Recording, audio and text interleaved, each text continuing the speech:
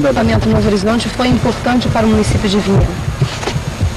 Não só foi importante, como reativou, reanimou, reacendeu o município de Vinhema. Porque antes a produção do município era um pouco baixa, exatamente devido à falta de mão de obra, à falta de pessoas interessadas em produzir. E com a chegada dos nossos queridos basiguaios, na época do governo Wilson Barbosa Martins, isso trouxe um novo alento. Os basiguais por si só produzem, como pode ser visto aqui na gleba.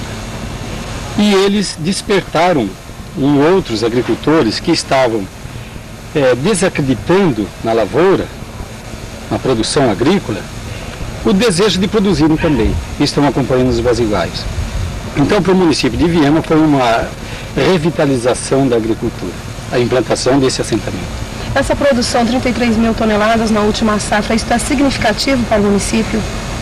E como é?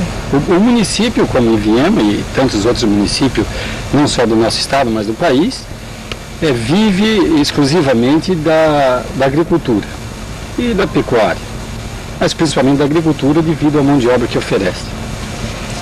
E essa produção, cada vez aumentando, isso traz um benefício que não se pode calcular a esses municípios.